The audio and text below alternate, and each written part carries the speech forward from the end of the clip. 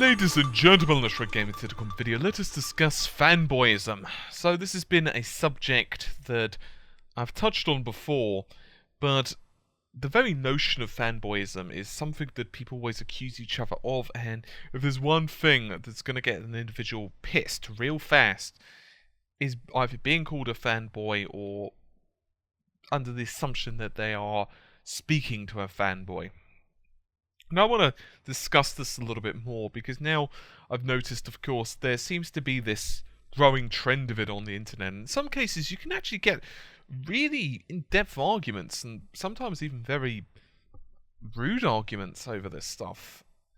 And I'm going to give my own thoughts and opinions on this, and I'm going to say it from my own perspective as someone who used to be a fanboy when I was, younger. So I'm going to discuss that first, and I'm just going to kind of go into a few other thoughts on the subject. And really, fanboyism is taking the fence on a subject and never being able to admit that there's something wrong with the hardware or software or whatever it is that you are supporting. And that isn't the best way to support a particular product, because it basically means that you're not willing to admit that there's a fault with it, and therefore that fault will always remain, because, well, maybe not always remain, it will eventually be fixed, but you're not lending your support to actually saying, hey, you know what, I think if you did it this way, it would be better. And here's a few examples of that. When I was younger, a lot younger, I would be playing on like the PlayStation and Saturn. But before I owned a PlayStation, I was a pure Saturn fanatic. I have to admit, I was a fanboy. And this came from a multitude of different reasons. I read a lot of Sega magazines at the time, including even things such as Sonic the Comic. Yeah, I admit it. And most of my friends were Sega friends. They, everyone owned Genesis and or whatever. And I came from owning a Master System to a Genesis, or in the UK it'd be called Mega Drive and Mega CD or Sega CD, depending on your region of the world you're from, and so on and so on. And so naturally I just got a Saturn, and naturally, because I was young and I didn't own a PlayStation, I defended the Saturn to the hilt. And I continued to do so despite the fact that it was fairly evident that the system had some issues, right? And these issues were there were many different issues. And kind of out of the scope of this video, but marketing from Sega was bloody awful. Hardware was too difficult to program for. There were issues with the way that the CPUs were designed, in other words, both couldn't access the same bus at the same time, meaning that you had to put a lot of reliance on the caches of each individual CPU, which was not an ideal state of affairs, and so on, and so on, and so on. Instead, I just focused on the strengths of the system, like games like Virtua Fighter, and games that, the Saturn's 2D strengths, like, for example, Guardian Heroes, and you know what? Those were still really good points of the system, and I still maintain that everyone should play titles like Panzer Dragoon Saga because they're amazing. And I do actually own the original, which is a very expensive game now. Check the price on eBay if you don't believe me. I still own the original. But anyway, I eventually bought a PlayStation. Well, rather, my parents bought me a PlayStation. I had to forego pretty much every other Christmas present. But I got a PlayStation with Final Fantasy and a few other games. And I had to admit, it was pretty sweet. It was actually Final Fantasy VII that pushed me to buy the PlayStation 1. There were a couple other games as well, but primarily it was FF7. And because at the time the magazines were just being absolutely littered with it, all the publications in the UK. And I just ended up getting it. I didn't really have the internet back then. I used it intermittently, but not that frequently. And then I got the internet and became more of a PC gamer. And eventually I started to get really heavily into PC gaming, and I bought a 3D graphics card. I bought a Voodoo 2, and then logically, of course, I upgraded to Voodoo 3. And you guessed it, I became a bit of a 3DFX fanboy.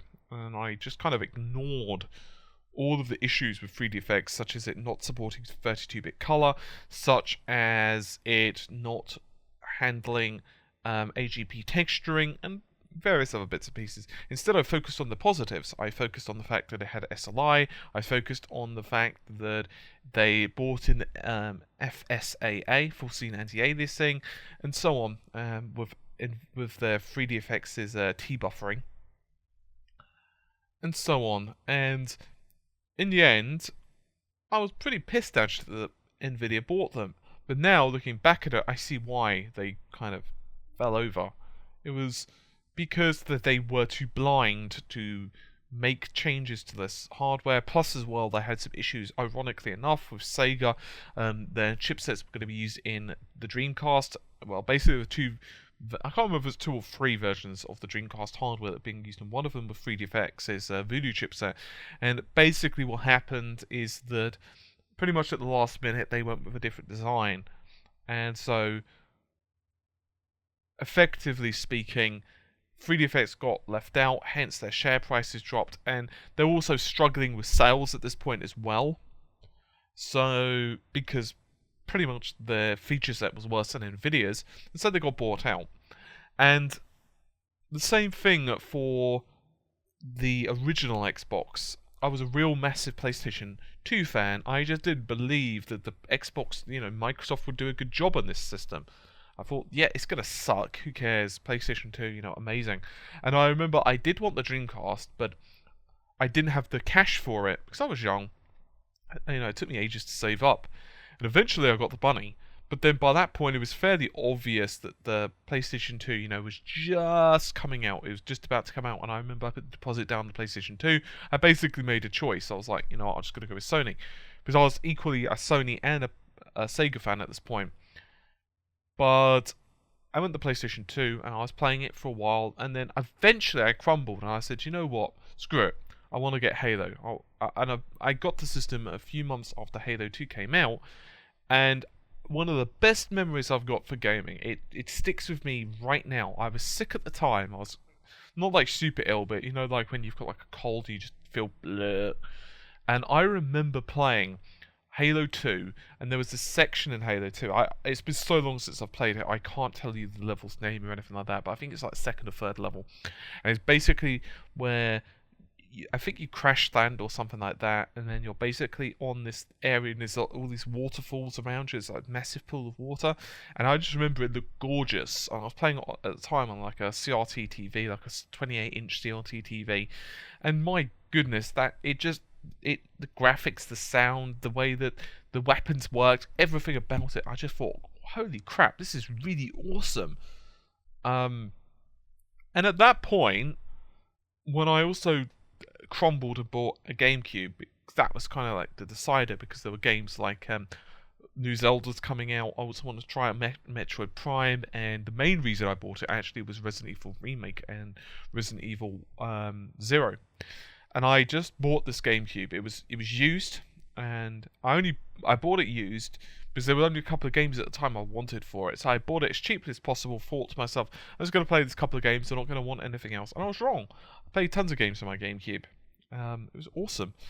And from that point on, I stopped becoming a fanboy for pretty much anything, because I just realized that, you know what, every time that I gave another system a chance, every time that I tried something else and I blindly didn't say, no, I don't want to play this, I kind of just thought to myself, this is really awesome. And since then, it's kind of funny because on this channel, I've been accused of being a PC biased, I've been accused of Xbox bias, I've been accused of PlayStation bias, and it's like, I'll be very critical for every system. I honestly am. Like, I think, for example, this whole Drive Club fiasco, I was pretty critical of that yesterday. I really felt to go stronger on it, but I like to be somewhat the voice of reason rather than just ranting. And I felt to go kind of militant because I just didn't like what they were doing. And same thing with the Xbox One. I really didn't like their DRM policies, despite the fact that I did actually make a video. Actually, there were 2 videos I made. One that I was actually defending the policies, one where I was basically playing devil's advocate, and another one where I was actually kind of ragging on them. And aside from the Xbox One in terms of DRM, which they fixed, and I completely and utterly admire them for doing so. I'm happy they listen to the fans. And then, of course, I've been very vocal regarding the specifications. I feel that they shouldn't have gone the direction they did. I don't feel that they were stupid for doing it, which I've heard people accuse them of, because Microsoft, the team there are not stupid. I simply feel that for gaming, it wasn't the best decision. But you know what? I'm going to be looking... I don't own an Xbox One yet, simply because I've not gotten around to playing it. So I don't really have much time to play anything anyway, and there's not that many games on either system at the moment, if I'm totally bluntly honest. I've even pointed out that I probably wouldn't have bought a PS4 if it hadn't been for RGT, despite the fact I really wanted to play Infamous, but that was pretty much it.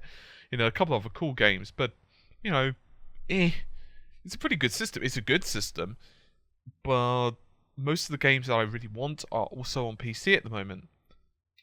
But at E3, if it's a great looking system, if Microsoft pulls out, all the tricks, which I think Sony will, and I think Microsoft will as well, then you could bet that as soon as the really big titles are going to start becoming unleashed, I'm going to buy an Xbox One. It's not going to be an issue. It's going to be like, what's the best deal? When do I need to buy it by? In other words, there's a self-imposed deadline based upon the criteria of what other games are being released around when basically I need to get it. And that's it. Bob's your uncle.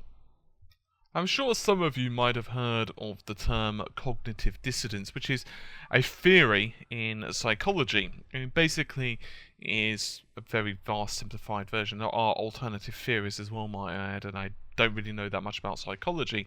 But basically, cognitive dissonance is the theory that if you are presented with a belief, you have a belief, and then someone challenges that belief with a lot of evidence, you're going to start to feel extremely uncomfortable and or maybe even possibly lash out. And this also goes into ye old situation where most people just don't want to admit to being wrong. They want to always make sure that they've made the best choice with their cash possible, which makes sense. At the end of the day, if you plonk down $50, for example, for a game, you're typically going to defend it up to the wazoo. But here's the thing. It doesn't benefit you. In the end of the day, it really doesn't. Now, I'm not saying that you shouldn't criticize things in a fair way. You shouldn't yell, wow, this sucks, in big capital letters, and, be sprawling that all over the internet at the smallest tiny little thing. But at the same time, you should try to be honest. Be a fan. Treat things how you would a friend. If you think your friend is screwing up, you're going to tell them, hey man, or, whatever. I don't think this is the best approach. I think, you're not going to do well on your test, or I don't really think you're supposed to run over these poor animals as they're coming along the road. You might want to swerve a little bit so your car doesn't get damaged and you don't get pulled over by police. And that's it. Even if you're their friend, you're going to treat them with the respect to kind of let them know if they're screwing up a little bit. And I think that's the key. Because at the end of the day, if you're a fan of a series, you want it to continue to flourish and you want it to expand. And same with a console. For example, if people had been quiet, if they'd have just shut up, if everyone had defended Microsoft, and there hadn't been this vocal outcry, we would have had this situation where it's possible the Xbox One wouldn't have been selling as well as it is, and we would have had this situation where we'd basically be having always on DRM for the Xbox One, and it would kind of suck. Now, does that mean that there weren't things that weren't good about the previous system, such as the trading? No, it doesn't. There were some pretty awesome things regarding that, and hopefully Microsoft do bring them about, in the future. But let's just be honest with one another. It's the better policy. It's not to say that you should be brutal. It's not to say that you should be rude. It's just to say it's okay to like something that you do like, and it's okay to say, you know what, I just don't like this. It just doesn't interest me. And everything will be fine. I guarantee it. I have to confess, I made some really bad choices in terms of gaming and other products. I thought to myself, well, Shit. This film sucks, as I've just spent the best part of like £10-15 or whatever it is, including, the travel and the ticket and possibly the popcorn and whatever else, to go see it, particularly if I'm taking a girlfriend or whatever at the time. You just think to yourself, well, I'm like $30 out of pocket. And that's pretty much it. You don't think to yourself, well, I'm going to try and defend this film because I just spent £30 on it. You're going to, or whatever it is, in your particular currency, depending on if you're planning to take someone. You think to yourself, well, that sucked. But if you did enjoy the film, then great. I think I'm kind of rambling here a little bit now, but I'm just trying to let you guys know what my thoughts are, and I feel that there is a lot of defense. I mean, with this whole guarded warfare thing from Plants vs. Zombies, there were some people that are actually trying to defend the inclusion of these microtransactions. And I certainly don't want to take this video in that direction, because I've been fairly vocal on microtransaction in games, and Jim Sterling's also spoken about it just recently as well. Gamer gratitude. And it's like, I love Electronic Arts. I do. I played all their games. I've played them since even Jungle Strike. I've played Magic Carpet type of games. I've played even the latest titles. I love them. But sometimes they screw up, and I think this is just one of those times where it's kind of uncool. I just don't like the inclusion of microtransactions in the bloody game. I don't even play Plants vs. Zombies, but I just don't like it. It's a full price game. I don't think there should be microtransactions to boost your skills, but at the same time, it's not a practice that is solely limited to these guys. It's becoming more and more the thing, especially on multiplayer games. One of the things that pisses me off immensely is also like one of the games that I really like, for example, Elder Scrolls. I was kind of interested in it, but then one of the things that killed my interest was the fact that I saw that to play as all the races and stuff, you kind of have to get the collector's edition. That just pisses me off. I don't want to pay extra just to get a special edition, which is considerably more, just to play as an extra race. Come on now. It's not like it's an in-game aesthetic or something like that, like a cool mount. Fine. Give me a mount. Give me something like that. Give me like something that's aesthetic. Give me an enchant for any weapon that I like that makes it glow blue or something ridiculous. I don't know, just kind of throwing it out there. Cool. Whatever. But when it's things such as races or weapons in multiplayer games, that just pisses me off, and I've got to admit it. Anyway, as I said, this has been a really broad stroke of a brush, and I kind of had hoped originally to focus this a little bit more, but guess I'm just in a chatty / ranty / whatever mood, so hopefully you guys can forgive that. Anyway, I'm going to leave you guys to it. Hopefully you've enjoyed the video. Do let me know on your thoughts on this one. Yeah, anyway, take care, and bye for now.